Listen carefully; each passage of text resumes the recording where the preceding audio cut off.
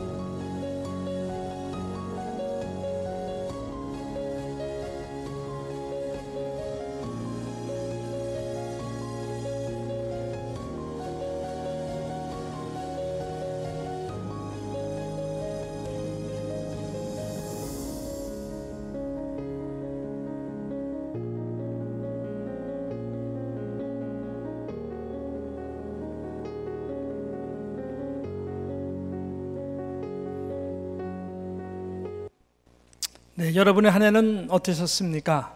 오늘 말씀을 통해서 우리가 한 해를 좀 돌아보고 또 우리가 내년도를 바라보면서 하나님의 말씀을 통하여 또 이 모세의 고백을 통하여 우리 모두가 좀 지혜를 참 배웠으면 좋겠다 하는 마음으로 이 자리에 섰습니다.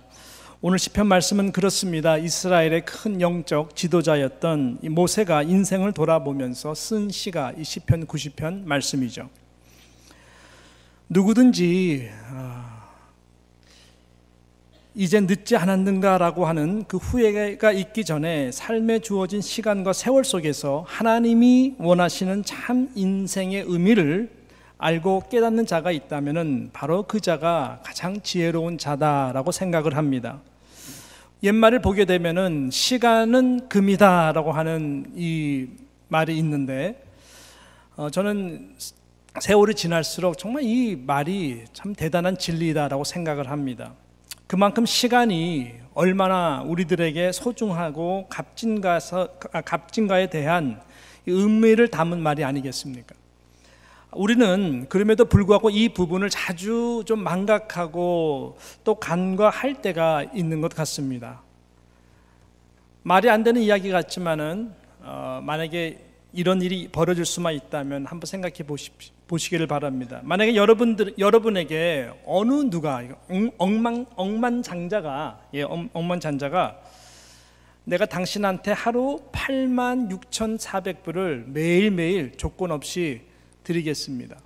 이 86,400불을 의미 있게 좀 보람 있게 사용해 주십시오. 당신은 그것만 고민하시고 사용하면 됩니다 라고 이런 미친 소리를 좀 하시면서 이렇게 누가 이렇게 주신다 그러면은 여러분 어떻게 하시겠어요? 일단 받으셔야 되겠죠. 할렐루야. 예, 받으신 다음, 그러니까 진짜 아침마다 이 은행에 이 뱅크 어카운트에 온라인으로 들어오는 거예요. 예, 들어오는 거예요. 좀 의미 있게 써보려고 행복한 고민을 하면서 쓸 것입니다. 왜 제가 매일 하루에 86,400불이라고 말씀을 드렸을까요? 자, 이것은 하루 1초, 하루 1초를 1불로 계산한 숫자이기 때문에 그렇습니다. 여러분, 60초가 1분이죠. 이 60초인 1분이 60분이 될 때에 우리는 1시간이다라고 말을 합니다. 이 1시간이 24개, 24시간이 바로 하루입니다. 하나님이 만들어 놓으신 하루입니다. 이 24시간을 1초로 계산해 봤더니 정확하게 86,400초가 나왔습니다. 여러분, 누가 이 소중한 시간을 저와 여러분에게 투자를 하는 것입니까? 누가 날마다 하루 깨어보면은 이렇게 86,400초를 하나님이 의미 있게 사용하라고 우리들에게 주시는 것 아니겠습니까? 하나님이십니다. 자, 한 번 더 질문하겠습니다. 1초가 귀할까요? 1불이 더 귀할까요? 우리 찬양되는 신앙이 너무 좋으세요? 아니면 체면상 1초라고 그러신 겁니까? 예. 어떻게 보면 1불이 실질적으로 더 귀해 보일 수도 있을 것 같죠.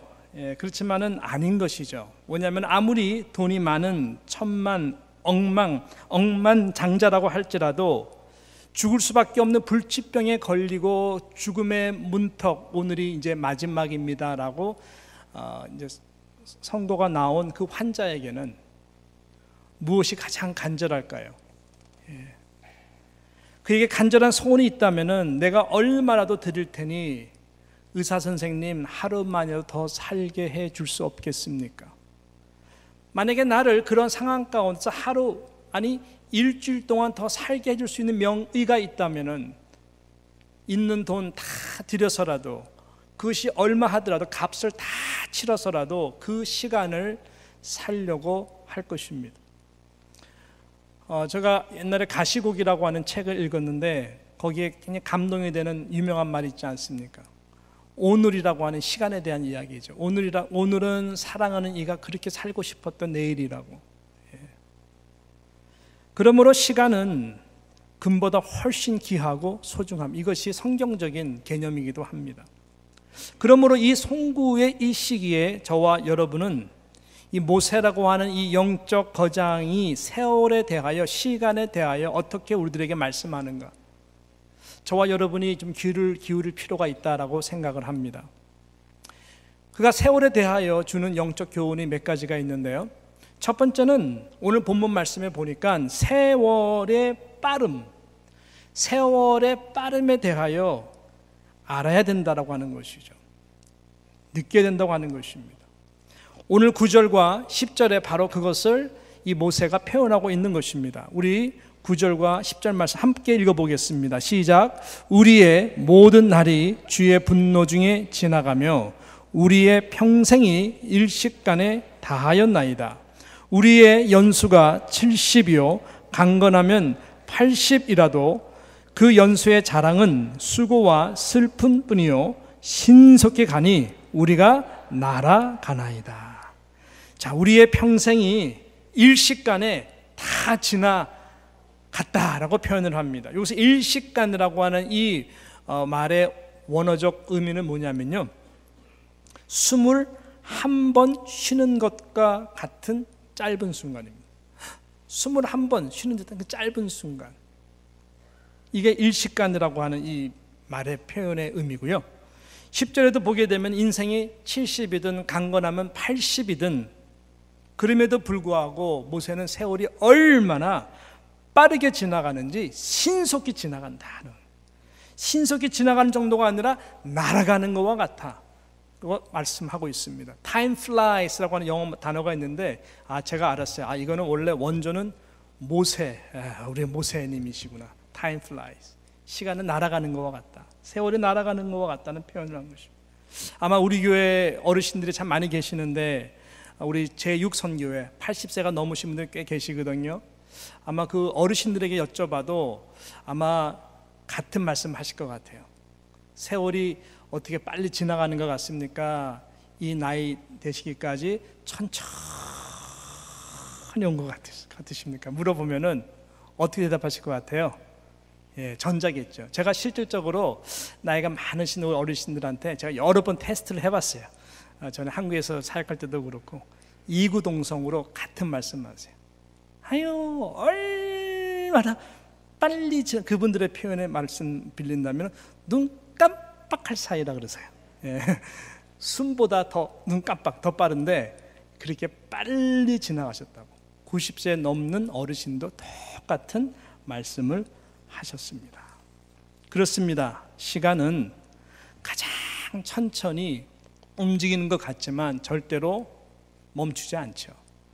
그래서 부지런히 가장 빠르게 정확하게 지나가는 거예요. 이것이 세월이고 인생이라고 하는 것입니다. 모세는 그것을 오가는 세대 가운데 다시 한번 선포하고 있는 것입니다. 인생은 이렇게 빠르게 지나간다. 마치 없는 것과 같다. 이 두 번째, 인생의 무상함을 깨달아야 된다는 것을 또한 강조하고 있습니다. 인생은 빨리 지나갈 뿐만 아니라 세월은 결국은 그 인생이 그래서 무상하다라고 하는 것이죠. 우리가 오늘 시편 이 90편 말씀을 다 읽지는 않았습니다. 한번 집에 가서 천천히 한번 읽어보시면 은혜가 되실 거예요. 자세히 보면은 이 모세가 이 인생과 세월 속에서 빨리 지나가는 것에 대하여 얼마나 여러 각도에서 표현을 하고 강조하는지 모르겠습니다. 예를 든다면은 우리가 3절 한번 볼까요? 3절에 보면은 이렇게 표현을 합니다. 주께서 사람을 뭐로 돌아가게 해요? 티끌로 돌아가게 하신다. 이 dust, speck of dust. 하긴 흙으로 지으셨기 때문에 우리는 흙으로 돌아갑니다. 그 다음에 말씀하신 너 인생들아 돌아가라 하셨으니 이것이 굉장히 턴오버 레이트가 빠른 거죠. 예. 그러면서 5절 보십시오. 자, 5절과 6절을 보게 한번 읽어볼까요? 시작. 주께서 저희를 홍수처럼 쓸어 가시나이다. 저희는 잠깐 자는 것 같으며 아침에 돋는 풀 같으니이다. 풀은 아침에 꽃이 피어 자라다가 저녁에는 뱀바 되어 마르나이다 라고 말씀해요. 홍수처럼 쓸어간대요. 한 세대가 오고 가고 한 세대가 오고 가고 한 세대가 오고 가고 한 세대가 오고 가고 이게 보니까 마치 홍수가 쓸어가듯이 안 좋은 표현이지만 마치 쓰나미가 지나간 자리와 같이 전의 것들이 다 흔적이 남아있지 않는 것과 같이 역사 가운데에 이 우리 인생, 세월 가운데 존재라고 하는 것은 무상하다는 것입니다. 그리고 이 팔레스타인 이 사막지대의 그 지역학적인 이 말을 표현을 하면서 아침에 돋는 풀 같다. 때로는 아침 이슬 때문에 아름다운 그 사막에서 야생화 같은 꽃들이 피어날 수 있지만 워낙 해가 세니까 저녁이 되면은 언제 그러한 꽃들이 피어났었지라고 할 정도로 모든 것이 다 사라지는 저녁에는 뱀바되어 마른 것과 같은 더 이상 존재하지 않는 이러한 무상한 것이 인생이다. 그 유명한 야고보 장로님은 4장 14절에 이렇게 표현합니다. 내일 일을 너희가 알지 못하는도다. 너희의 생명이 무엇이냐? 너희는 잠깐 보이다가 없어지는 안개와 같은 존재다. 안개는 잠시 보였다가 없어지는. 이렇게 허무하고 무상한 인생이라고 하는 거죠. 그렇지만 하나님의 사람은 그렇기 때문에 더더욱 하나님을 바라봅니다. 그리고 이 하나님께 지혜를 구합니다. 그 지혜가 어떤 지혜입니까? 어떤 지혜를 구하여야 됩니까? 이 마지막 결론적으로 세 번째, 우리에게 나에게 주어진 인생의 날 계수함. Number of my days. 앞으로 남은 나의 인생의 날들을 내가 카운트해가지고 계수할 수 있는 그 지혜를 가르쳐 달라고 하는 간절한 하나님 앞에서의 기도인 것이죠. 이 은혜가 우리에게 필요합니다. 그래서 12절에 오늘 요점 말씀이죠. 우리에게 우리의 날 계수함을 가르치사 지혜의 마음을 얻게 하소서. 할렐루야. 우리는 이 시점에 이 기도를 하나님 앞에 드려야 되는 것입니다. 이 지혜의 영이 우리에게 필요한 것입니다. 저는 하나님이 왜 하루라고 하는 시간, 신기하지 않습니까? 해가 뜨고 지고 지구 한 바퀴 돌고 24시간이라고 하는 이 타임 테이블이 신기하지 않나요? 예. 이것이 일주일이 되고 한 달이 되고 1월 달이 되고 2월 달이 되고 어쩌면 기가 막히게 12월 달이 되고 오늘이 마지막 주일이 되고, 분명히 다음 주도 똑같은 주일 같은데 아니에요. 2019년 신년 첫 예배가 되는 거예요. 이런 타임 테이블이 굉장히 참 기가 막히고 오묘하다라는 생각을 합니다. 왜 그럴까 봤더니 그냥 지나갈 수 있잖아요. 그냥 지나갈 수 있잖아요. 12월 달, 13달, 14달 그냥 창조한 첫날부터 쭉 지금 몇 달 정도 됐을까요? 그러면 세기가 너무너무 힘들 것 같은데 그렇게 갈 수 있잖아요. 똑같은 날들인데, 근데 하나님은 그렇게 만들지 않으신 것이, 정리할 거 빨리빨리 다시 한번 정리하자라는, 뒤를 빨리 돌아보고 그 다음에 앞을 향해서 나아가 새로운 소망을 항상 주시기 위해서 하나님은 어제 말고 오늘이라고 하는, 오늘 말고 또 내일이라고 시간을 주시고, 이번 주 아니면 다음 주, 또 이번 달 내가 좀 실패하면 다음 달을 주시고, 올해 조금 우리가 부족하면은 또 내년도를 주시고, 할렐루야. 예, 이렇게 하나님께서는 항상 그 모멘트를 주셔가지고 좀 지혜를 가지고 살라, 잠깐 스탑하고 좀 정리하고 가라고. 할렐루야. 그 자세가 중요한 거죠. 그래서 우리에게 남은 날 계수함을 가르쳐 달라고 하는 거죠. 너무나 인생이 빨리 지나가요. 인생이 너무나 정신없이 가고 마치 없는 것과 같은 무상한 이런 허무할 수밖에 없는 인생 가운데에서, 그래서 남은 날도 얼마만큼 빨리 지나갈까. 예를 들어서 20년 남은 듯하다, 30년 남은 듯하다, 이거 지혜인데요. 제가 이게 말씀드리면 좀 우울해질 분들이 계실 것 같아가지고 좀 말씀 안 드리는 게 지혜롭겠다 생각도 되는데, 약간 자극이 필요할 것 같아가지고 말씀을 드려야 되겠다 생각하고 싶은데요. 무슨 말이냐면은, 여러분 20년이 많이 남은 것 같죠? 20년을 지금 빼면은 몇 년도죠? 오늘이 2018년도니까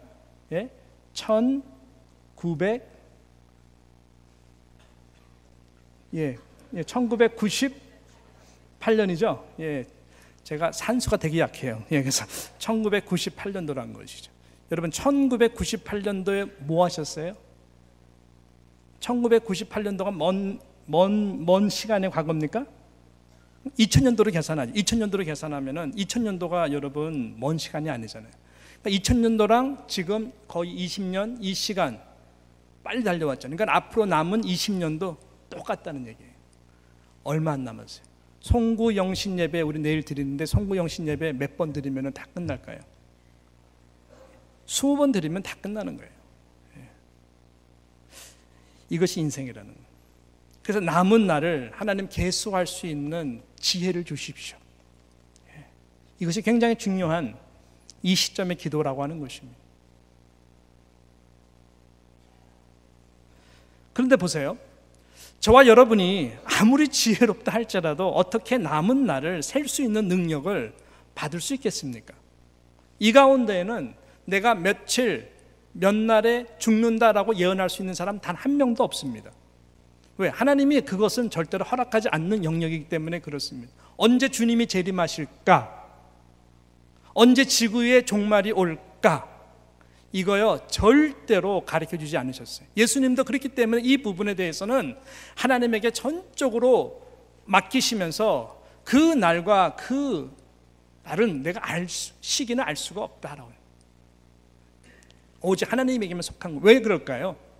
우리가 정확하게 내가 몇 월 며칠날 죽는다라는 것을, 몇 월 며칠에 정말 지구의 종말이 온다, 예수님이 온다라는 것을 우리가 안다면은 우리의 삶은 더 혼란스러워질 것입니다.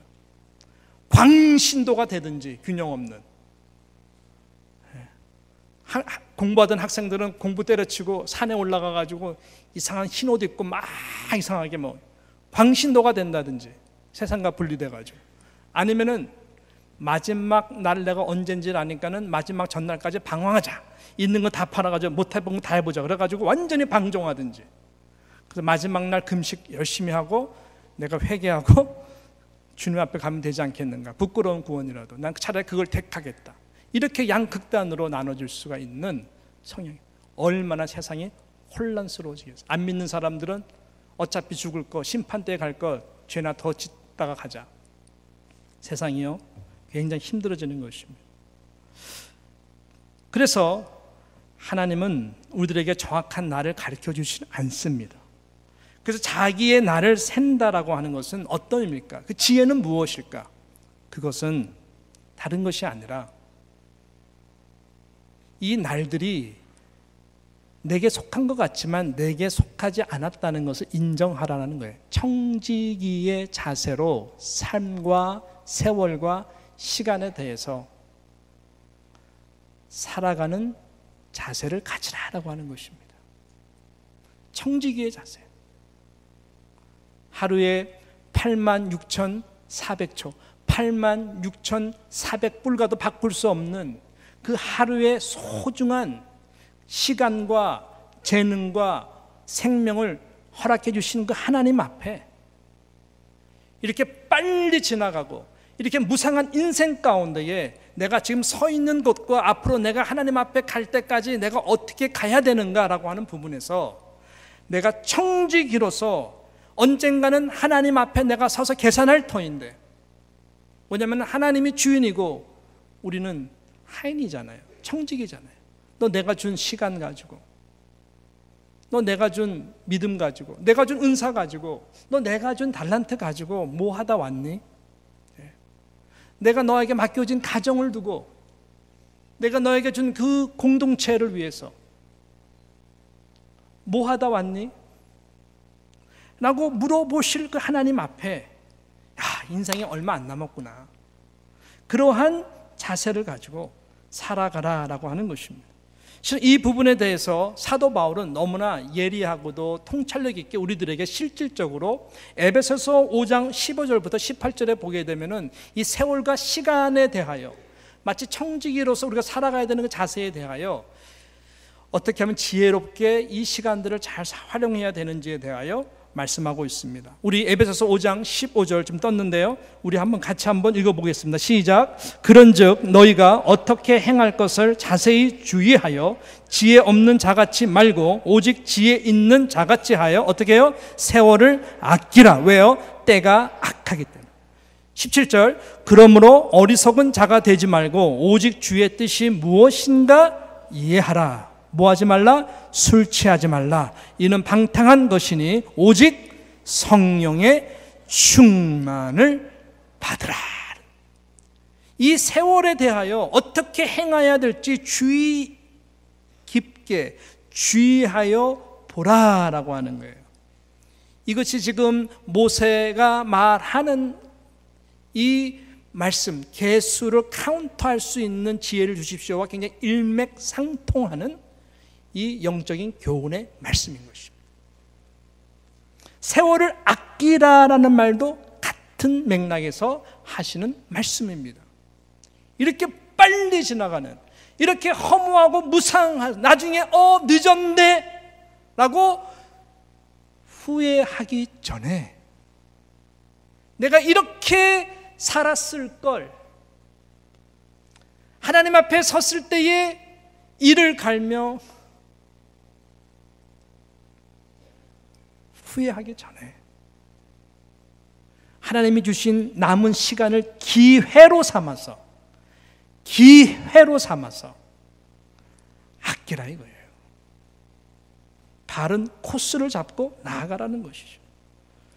여러분 많이 들어보셨겠지만 세월과 시간에서 성경은 두 가지로 이야기합니다. 하나는 크로노스라고 하는 세월이라는 단어를 쓰고 하나는 카이로스라고 하는 단어를 씁니다. 이 에베소서 5장에서 또 시편에서 말하는 이 의미는 카이로스적 세월을 말합니다. 근데 보통 많은 사람들은 이 크로노스적 시간관, 세월관을 가지고 살아갑니다. 무슨 말인가요? 내가 세상에 인생을 살도록 던져졌으니까 살아가야 되는 거예요. 1살 지나면 2살 되고 2살 되면 3살 되고 아주 그냥 그렇게 순리적으로 시간에 따라 봄이 가면 여름이 오고 여름이 가면 겨울이 오고 겨울은 또 이렇게 돌아가는 순회적인 인생 가운데에 세월 따라 물 따라 가는 인생이 크로노스입니다. 자연의 이치 같지만 절대로 그렇지가 않아요. 성경은 그러한 삶을 거부하라 그럽니다. 왜? 우리는 우연의 산물이 아니기 때문에 그렇습니다. 이 시계를 반드시 지은 자가 있다면 그 시계를 지은 자는 시계를 지을 때 분명한 목적을 가지고 구체적으로 아주 디테일하게 세밀하게 이 시계를 지었습니다. 제 손에 차 있는 것이죠. 이 마이크도 그런 것이죠. 누군가가 이 마이크를 만들었을 때는 이 마이크를 통해 가지고 이렇게 하면 안 들리잖아요. 이렇게 안 들리면 목이 쉬잖아요. 목이 쉬면 제가 설교를 어떻게 해요? 이 분명한 목적을 가지고 믿음은 들음에서 나기 때문에 이 마이크를 이렇게 사용하도록 세운 것이죠. 모든 것이 우연의 산물이 아닙니다.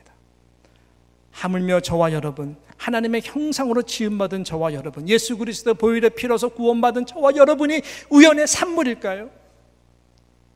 절대로 그럴 수가 없어요. 그래서 우리는 카이로스적 인생을 살아가면 안 됩니다. 회개라고 하는 것은 그래서 돌이킨다는 것이죠. 돌이킨다는 방향을 트는 것입니다. 우리는 카이로스적 의미를 삼고 살아가야 되는 거예요. 시간을 기회로 삼고 의미적 인생, 하나님의 뜻을 이룰 수 있는 기회, 의미를 부여하면서 살아가는 인생이 하나님이 원하는 카이로스적 우리의 남은 날을 계수하는 지혜로운 자의 자세의 모습이라고 하는 것입니다. 저는 제가 굉장히 경이롭게 생각하는 한 영역 중에 하나가 뭐냐면은, 죄송합니다만 바둑 두시는 분들, 특별히 바둑 프로페셔널한 기사들, 바둑 두는 선수들이요, 무슨 능력이 있냐면은 복기의 능력들이 있어요. 어떻게 250돌, 300돌 한 판을 하려면은 250돌, 300돌 정도가 다 이렇게 양쪽 해가지고 게임이 끝나는데, 이 프로 바둑 기사들은요, 다 끝나고 나면은 정확하게 내가 어디 뒀었고 누가 뒀었고 이거 갖다가요 복귀한다는 거예요. 정확하게 어디다가 뒀는지 다 복귀가 된다는 거예요. 저는 이게 저같이 머리가 안 좋은 사람은 너무나 경이로워요. 더 경이로운 것은 그것을 다 이렇게 해설해주는 또 이렇게 또 프로 바둑 기사 출신들 분들은 또 이거 하면서 네, 우리 김 선수가 말이죠. 그래서 탁 요게 바로 신의 한 수입니다. 그러면서 이분들이요 똑같이 다 복귀를 하면서 설명을 또 해요. 이게 어떻게 가능할까 생각은 하는데, 그분들의 말을 빌린다면은 가능하다라고 하는 거예요. 의미 있는 돌들을 놓으면 누구나 다 복귀할 수 있다라는 것이 저들의 대답입니다. 왜냐하면 바둑판에 돌을 놓을 때 그냥 순서에 의해서 두는 사람이 없다라는 거예요. 그곳에 왜 내가 둬야 되는지 큰 그림 속에서 의미를 부여해가지고 딱 두기 때문에 복귀가 가능하다고 하는 것이죠. 돌이 갖는 의미가 다 서로 연결이 돼가지고 구성된다는 거예요. 결론적으로 말씀드린다면은 의미 있는 것들만 살아남고 기억이 된다라고 하는 것이죠. 하나님의 나라도 마찬가지입니다.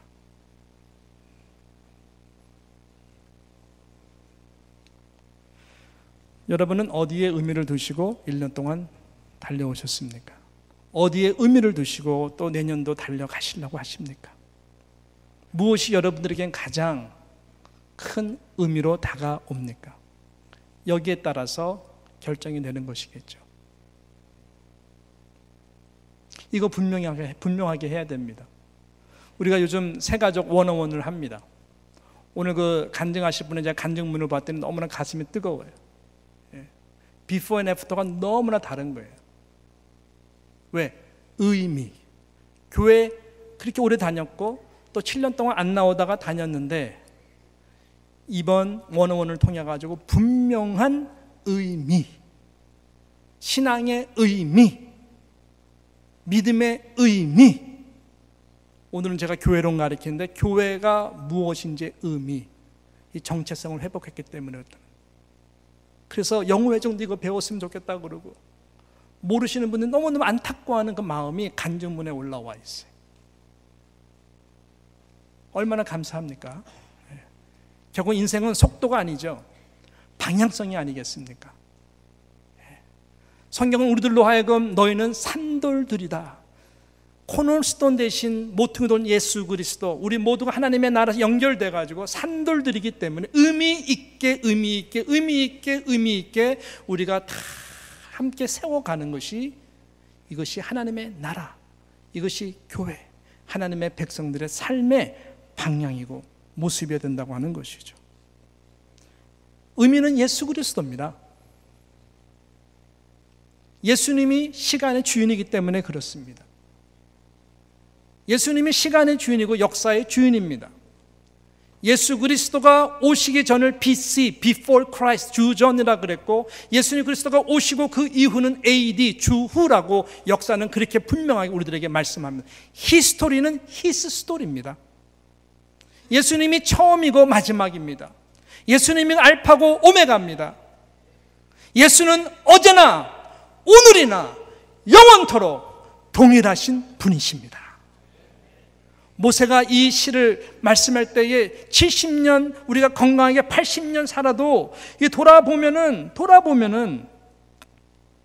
그 연수의 자랑은 수고와 슬픔뿐이고 너무나 빨리 지나가고 너무나 무상한 인생일 수 있지만, 그분이 누보산 하나님이 그분을 데려가기 전에 신명기 뒷부분에 보게 되면 나는 행복한 자다라고 이야기를 해요. 나는 행복한 자다.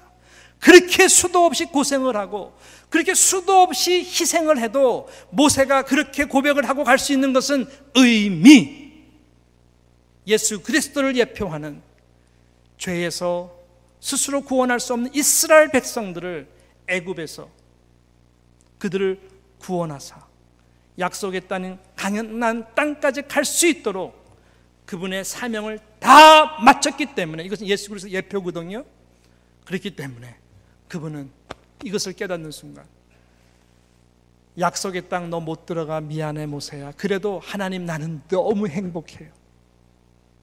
왜 그럴까요? 이 땅에서 약속의 땅에 들어가는 게 뭐가 이렇게 중요해요? 뭐냐면은 영원한 약속의 가나안 땅 이제 들어가는데,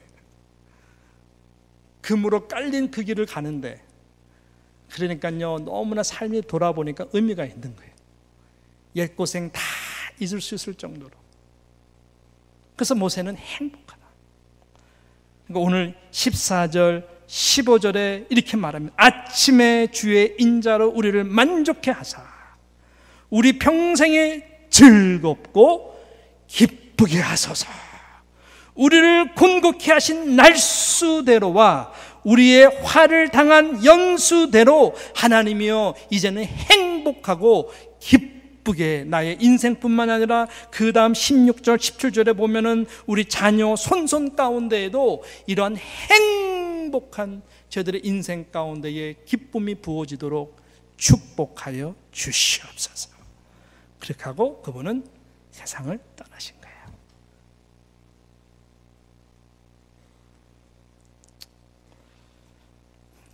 저는 지난 3, 4일 동안 고 김원선 집사님 장례를 치렀습니다. 오늘 실은 유가족들이 다 아침 일부 예배 앞자리에 다 앉으셨어요. 은혜스러운 장례식을 하나님의 은혜를 주어 잘 마쳤어요. 폐암 말기 환자로 참 고통 가운데 있었어요. 제가 이분을 제가 평생 잊을 수가 없을 거예요. 왜 그럴까요? 의미 있는 병원에서의 첫 만남이 제 뇌리에 탁 박혔기 때문에 그런 것입니다. 제가 수많은 환자들을 신방했었습니다. 수많은 암 환자들도 신방했었습니다. 이분은 제가 절대로 잊지 못해요. 우리 뉴욕 장로교회 첫 장례고 그런 차원이 아니에요. 잘 들어보세요. 제가 이분 병원에 첫 신방을 갔던 날을 기억합니다. 저와 아내와 우리 선준원 목사, 그 자리에 우리 아내 대신 김복순 집사님 계셨고, 이분이 폐암 말기로서 되게 힘들어하면서 병원에 계셨어요. 저는 위로해드리고 어떻게 위로해야 되나, 어떻게 기도해드려야 되나 너무너무 가슴이 아프고 좀 답답한 마음으로, 죄송한 마음으로, 그렇지 않아 내가 건강한 게 너무너무 미안하잖아요. 그래서 갔는데 이분이 저를 탁 보시더니 어휴 목사님 오셨군요 하더니 불편한 몸을 딱 일으키셔가지고 제가 손을 탁 잡았어요. 근데 이분이 저 손을 더 꽉 잡아주세요. 그러더니 기도를 막 하시는 거예요. 그 기도가 저를 위한 기도를 해주시는, 제 걱정을 하는 기도를 해주시는, 뉴욕 장로교회를 위한 기도를 하시는 거예요. 뉴욕 장로교회 지난 세월 동안 어렵고 힘든 일 많았는데 하나님 김학준 목사님이 이렇게 와서 애쓰려고 하는데 하나님 불쌍히 여겨주십시오, 은혜 주십시오, 능력 주십시오, 상처받지 않게 해주십시오 하면서 등등등 저를 위해서 기도를 막 하시는 거예요. 저는 지금 이분 기도하러 왔는데 지금 이분은 당신 걱정 안 하시고 나를 위해서 기도하시는 거예요. 그래서 제가 너무나 이분이 이게 저돌적으로 기도를 너무 세게 하시니까 제가 집사님 기도 도중에 못 기다리겠더라고요. 제가 좀 기도할게요. 그들은 가만히 계세요. 그래서 내가 하나님 감사합니다. 우리 김원선 집사님이 당신이 아프신데 당신이 일어나셔야 되는데 우리 뉴욕 장로교회가 일어나도록 화목하도록 저를 기도. 근데 또 기도하세요. 중간에 그냥 또 가르치셔가지고 또 눈물로 기도하세요. 우리 목사님 수고하는데 제가요 너무나 큰 은혜를 받았어요. 저는 이 세상에 수많은 우리 환자들을 신방으로 갔지만 환자분이 저를 위해서 더 세게 기도하는 건 처음 봤어요. 무슨 말을 지금 하는 거예요? 이분의 마음속에 그 진심이 느껴졌잖아요. 뉴욕 장로교를 얼마나 이분이 안타까워하고 잘 되기를 바라는 그 죽음의 문턱에서의 기도가 저는 너무너무 가슴이 아팠어요.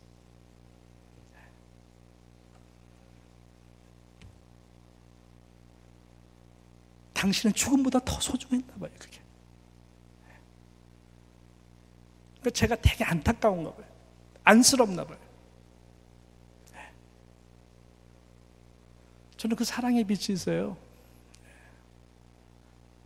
그래서 이번에 쭉 인도를 하면서 제가 깨달은 게 있어요. 가정이 화목하더군요. 제가 뒤에 안에 이야기를 들었는데 이분이 일들 하면서 당신을 위해서 절대로 안 쓰고, 때로는 구두쇠 소리 들을 정도 다른 사람이 있어도 쓰고, 가정들을 위해서, 자녀들을 위해서 그렇게 퍼주셨다. 그러니까 자녀들이 1남 4녀인데 얼마나 아버지에 대해서 감사하고 할아버지에 대해서 너무너무 사랑하고 아내도 남편을 너무너무 사랑하고. 그래서 그 관에서 마지막 입관 닫기 전에 김목순 집사님이 여보 고생만 했어, 너무 불쌍해, 고생만 했어, 얼굴을 만지면서 한없이 우시는데 너무너무 가슴이 아픈 거죠. 그렇지만 그분의 인생은 참 카이로스와 같았다라는 생각을 했어요. 왜냐하면 저도 소원이 생겼거든요. 제가 언제까지 집례를 하는 목사겠습니까? 장례. 저도 언젠가는 그 영정 사진의 주인공이 되지 않겠습니까? 그럴 때 하나님 저 조화와 같이 사랑에 담긴 아버지 감사합니다. 할아버지 사랑해요. 여보 사랑해요. 이 조화에 담겨진 그 글들이 너무나 제 마음에 감동이 되는 거예요. 하나님 나도 언젠가 이 세상 떠날 때에 남겨진 자들에게 의미 있는 존재가 되게 해주십시오. 그런 기도를 하는 거죠. 남아있는 시간들을 어떻게 계수하려니까? 의미 있는, 하나님이 복귀하시고 기억할 수 있는 그러한 여러분들의 인생이 되시기를 주님의 이름으로 진심으로 축복합니다. 그러면 아무리 힘들어도 한 아버지로서, 한 남편으로서, 한 교회 직분자로서 돌아오라, 돌아가라 하나님이 말씀할 때에 우리 모세와 같이 하나님 감사합니다, 하나님 참 행복했습니다 라고 고백하고 카이로스적 인생을 살도록 만들어주신 그 예수님 때문에, 그 성령님 때문에, 그 하나님의 은혜 때문에 감사하며 나갈 수 있는 올 한 해 내년도가 되시기를 주님의 이름으로 축복합니다. 기도하겠습니다.